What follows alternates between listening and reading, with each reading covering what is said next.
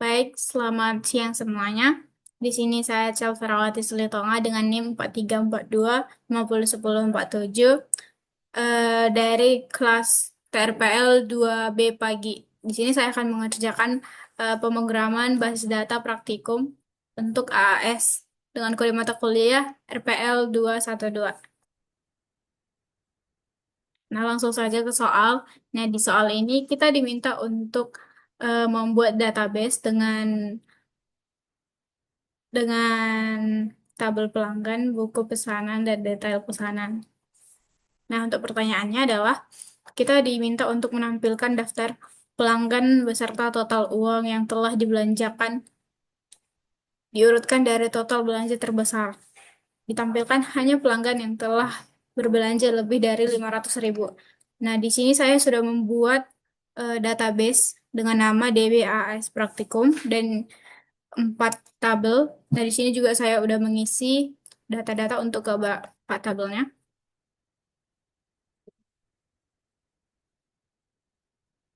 Jadi langsung saja ke soal yang A. Nah, untuk soal yang A, saya udah buat query-nya sebelumnya. Pada bagian yang ini, langsung di copy saja.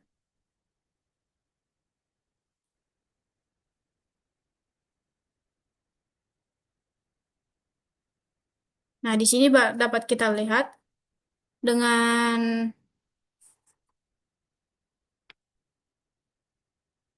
total belanja yang lebih dari 500.000, ada ID pelanggan P01, P003, dan P002 dengan nama Andi Citra Budi. Nah, baik, langsung ke soal yang B.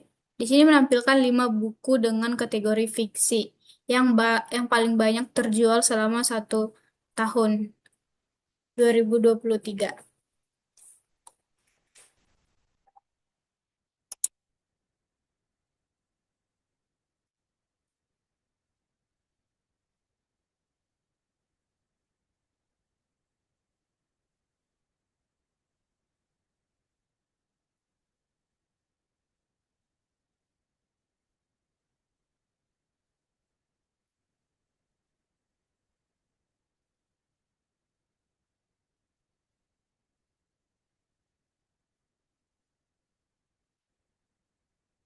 Baik, di sini sudah ada hasilnya. ID buku ada ID B006, B001, B004, dan B002. Ini adalah kategori fiksi yang paling banyak terjual di tahun 2023. Ada Harry Potter, Laser Pelangi, Negeri Lima Menara, dan Bumi. Di sini pakai query ada select, zoom, join, dan where group ID.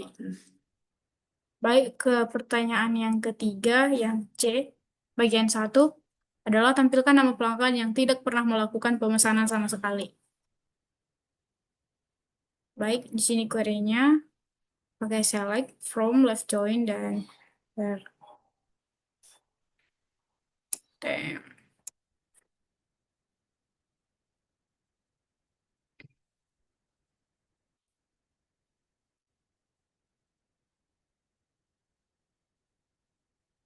Untuk menampilkan nama pelanggan, kita membutuhkan ID pelanggan dan namanya. Nah, di sini ada satu pelanggan yang tidak pernah melakukan pemesanan sama sekali dengan ID pelanggan P005 dengan nama Eko. Baik, sekian untuk nomor 1. Sekarang kita akan lanjut ke nomor 2. Nah, baik, sekarang di sini kita akan mengerjakan nomor yang kedua. Nah, di sini disebutkan sebuah perusahaan memiliki database kepegawaian untuk mengelola data karyawan dan departemen. Nah, skema database-nya ada departemen, meliputi ID departemen, nama departemen, lokasi. Karyawan, ada ID karyawan, nama lengkap, posisi, gaji, ada departemen. Proyek, ada ID proyek, nama proyek, tanggal mulai, dan tanggal selesai. Nah, yang terakhir ada tugas. Di sini ada ID tugas, ID karyawan, ID proyek, ya. Nah, lalu pertanyaannya di sini yang bagian A, tampilkan nama departemen dan jumlah karyawan di setiap departemen. Di sini kita disuruh untuk membuat query SQL-nya. Nah, baik, langsung saja kita buat.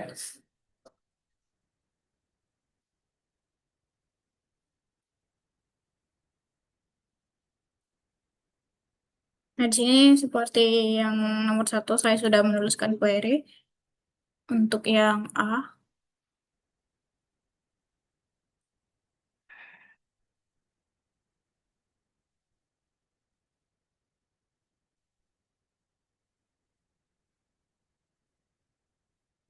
nah di sini kita menggunakan tabel departemen, left join ke karyawan, lalu menghitung jumlah karyawan dan dikelompokkan berdasarkan departemennya. Berapa soal? Nah, di sini ada IT, HRD, Finance, Marketing, dan Legal.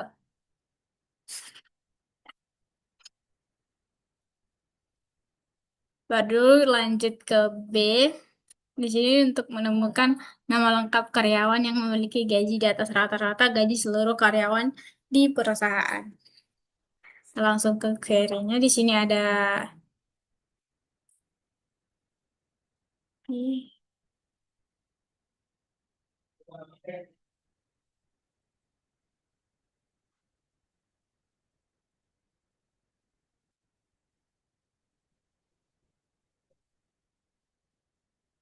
Nah, di sini kita menggunakan untuk yang kedua ini tuh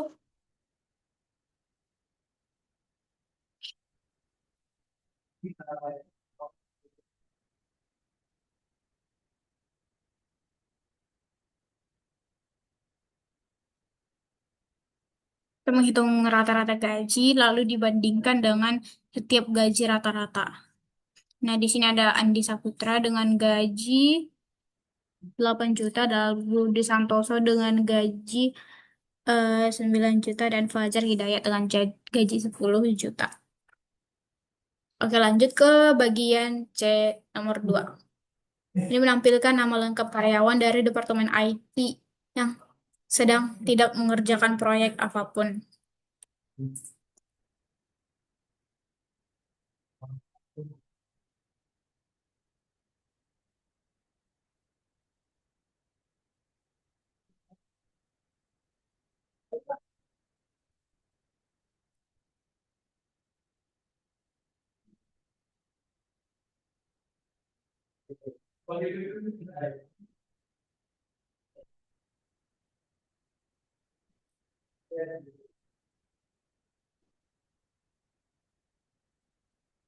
Nah, pada bagian C ini, di sini menggunakan join departemen, left join untuk tugas, lalu filter departemen IT, dan cari yang tidak memiliki tugas.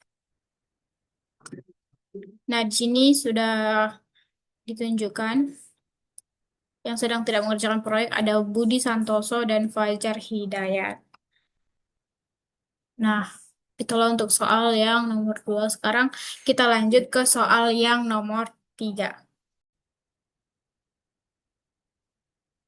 Baik, sekarang kita lanjut ke soal yang nomor 3. Nah, soal yang nomor 3 ini eh, biar saya bacakan, Sistem Informasi Akademik atau SIA, sebuah universitas perlu mengotomatisasi beberapa tugas rutin terkait status mahasiswa dan penghitungan nilai. Database A memiliki skema berikutnya. Yang pertama adalah mahasiswa. Nah, ini terdiri dari name sebagai primary key, nama, total SKS, dan status. Yang kedua ada mata kuliah. Di sini ada kode mata kuliah. Ini dibuat sebagai primary key, lalu nama mata kuliah dan SKS. Lalu yang terakhir ada nilai. Ini ID nilai primary key, name sebagai foreign key, kode mata kuliah, dan nilai huruf. Nah, kita akan tunjukkan konferensi nilai A sama dengan 4, B sama dengan 3, C sama dengan 2, D sama dengan 1, dan E sama dengan 0. Nah, di sini kita masuk ke pertanyaan. Pertanyaan yang pertama adalah buat sebuah STOT prosedur bernama proses kelulusan yang menerima NIM sebagai parameter. Nah, prosedur ini harus memeriksa apakah total SKS mahasiswa tersebut sudah mencapai 124 SKS. Jika sudah, maka diubah kolom status mahasiswa menjadi lulus. Jika tidak, tidak ada perubahan yang terjadi. Prosedur harus memberikan pesan konfirmasi tentang hasil proses. Misalnya, mahasiswa dengan NIM berhasil diluluskan atau mahasiswa dengan NIM belum memenuhi syarat untuk kelulusan. Nah, baik, sekarang langsung saja ke query. Untuk bagian A, soal nomor 3. Nah, di sini saya sudah membuat query-nya untuk yang A.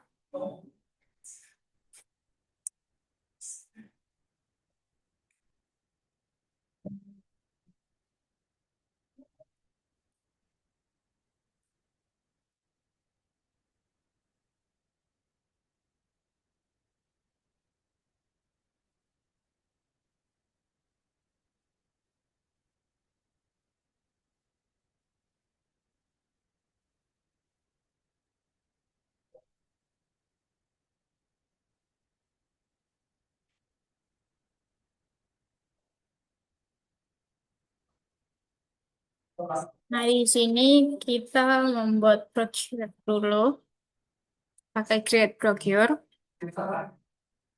Nah, lalu menerima parameter NIM.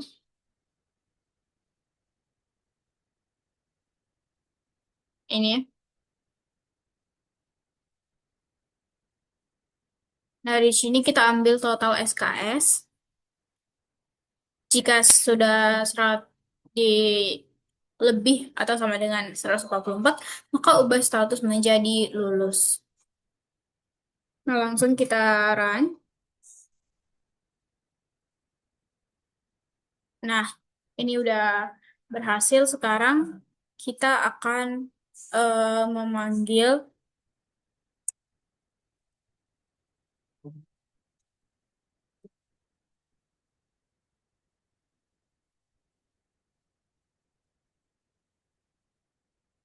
dengan query call kelulusan. Ini kita menggunakan name.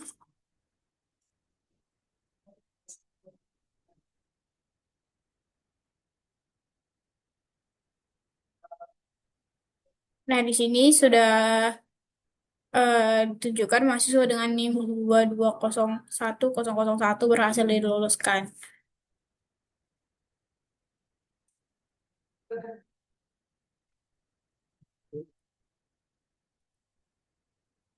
Nah, kita bisa lihat di sini mahasiswa dengan NIM tersebut bernama Hani Gultom. Di sini total SKS-nya ada 150 dan statusnya juga sudah terganti menjadi lulus. Baik, sekarang ke nomor yang kedua. Nomor B. Nah, di sini kita diminta untuk membuat function bernama hitung IPK yang menerima NIM sebagai parameter dan mengembalikan atau return nilai indeks prestasi kumulatif atau IPK mahasiswa tersebut. IPK dihitung dengan rumus jumlah SKS kali bobot nilai dibagi jumlah SKS. Di sini query-nya sudah saya buat.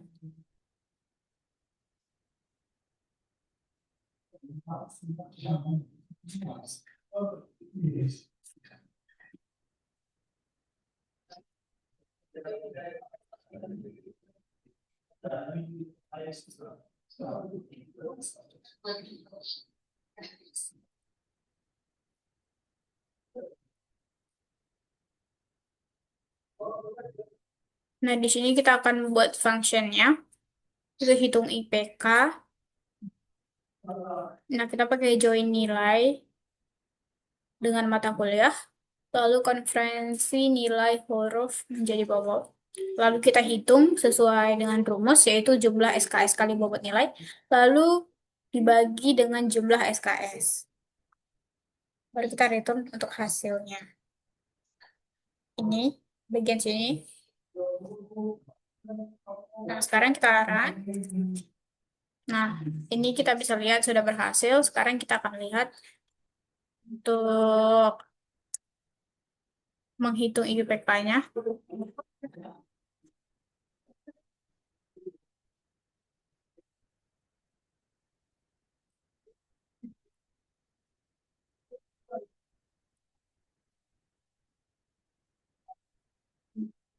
Nah, untuk IPKH ini di sini kita bisa lihat IPK-nya ada 3,65.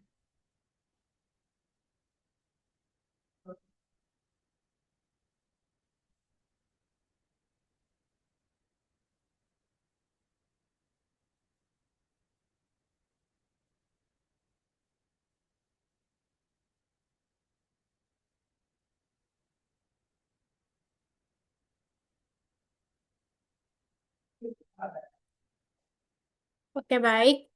Sekian untuk nomor 3. Sekarang kita akan melanjutkan bagian nomor yang keempat. Oke, baik. Sekarang saya akan mencoba untuk eh, melakukan soal yang keempat. Nah, di sini sebuah sistem manajemen inventaris toko retail ingin memastikan bahwa stok barang selalu sinkron secara otomatis setiap kali terjadi penjualan. Selain itu, sistem harus memberikan peringatan jika stok produk menipis. Skema database yang relevan untuk ini, yang pertama ada produk, itu ada ID produk sebagai primary key, nama produk, stok, lalu ada tabel kedua penjualan, ada ID penjualan sebagai primary key, lalu tanggal penjualan. Selanjutnya ada detail penjualan, di sini ada ID detail sebagai primary key, ID penjualan sebagai foreign key, dan ID produk serta jumlah. Yang terakhir ada long stock rendah. Di sini ada ID long sebagai primary key, lalu ID produk, produk tersisa. Nah, di sini saya sudah menambahkan, oh, kita lanjut ke pertanyaannya. Membuat trigger bernama update stok setelah penjualan. Trigger ini harus aktif secara otomatis setelah ada baris baru yang ditambahkan atau insert ke tabel detail penjualan. Nah, jadi kita langsung ke A, mengurangi nilai kolom stok di tabel produk berdasarkan jumlah barang terjual pada baris baru detail penjualan. Lalu, setelah mengurangi stok, trigger harus memeriksa apakah sisa stok untuk produk tersebut kurang dari 10. Jika ya, trigger harus memasukkan data baru ke dalam tabel long stock rendah yang berisi ID produk hingga stok terakhir dan waktu saat peringatan dibuat. Nah, di sini saya sudah membuat database inventaris toko.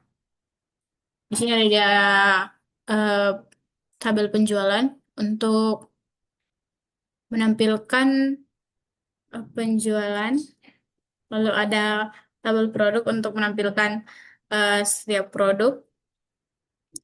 Lalu ada detail penjualan untuk menampilkan detail dari penjualan dan long stok rendah di sini eh, akan menampilkan stok yang kurang dari 10 seperti yang dibuat di sini.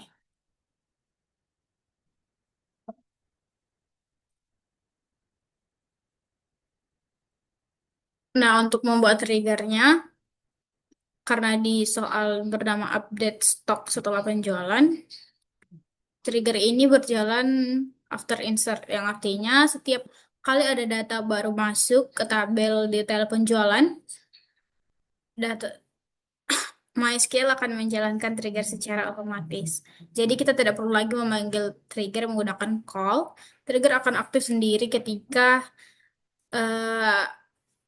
ketika terjadi insert. Nah, dan juga dilakukan transaksi, maka trigger akan melakukan stok lama, stok baru, dikurang,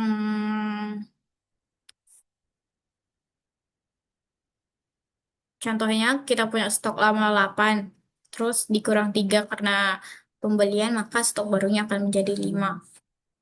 Nah, karena contohnya 5 itu lebih besar, lebih kecil dari 10, maka dia akan masuk ke tabel long stock rendah karena dia kurang dari 10. Maka dia akan otomatis dibuat di long stock rendah. Nah, di sini saya sudah memiliki query untuk triggernya.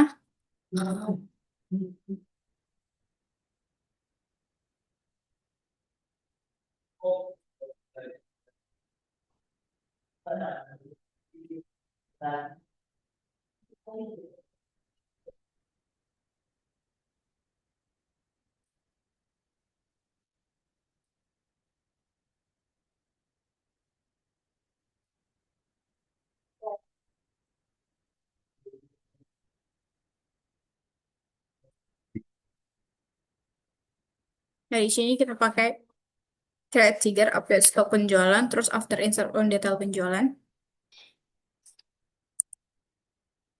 Nah, di sini saya stok, itu stok dikurang new jumlah.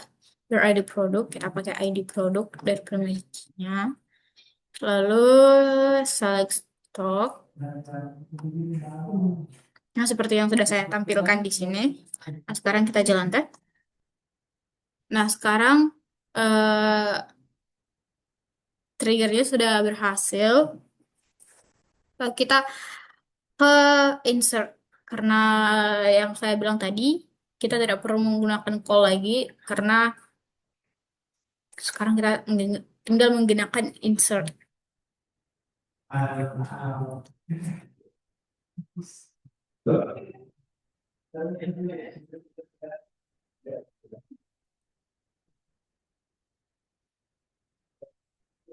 Nah, untuk melihat sekarang kita tinggal select.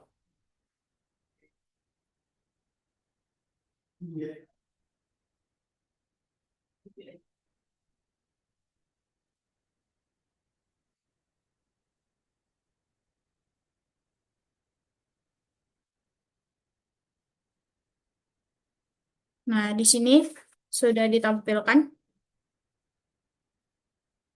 ID produk, nama produk, dan stok.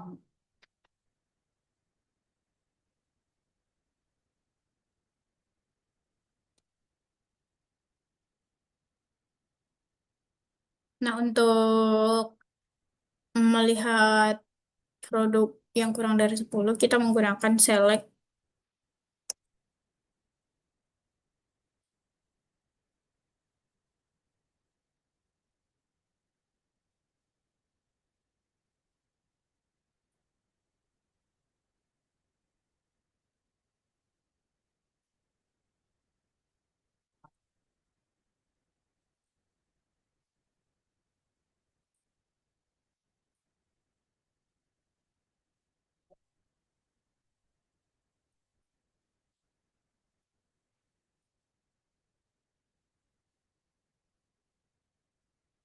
Nah, ini produk yang kurang dari 10, ada satu produk.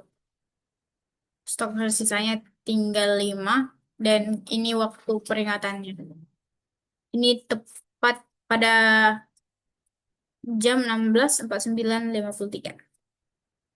Kita dapat lihat di sini.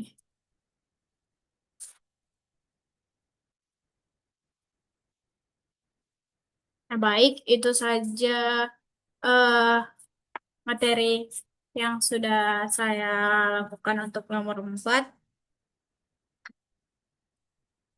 Saya Celverawati Sulitoka. Mohon maaf jika ada kesalahan, dan terima kasih.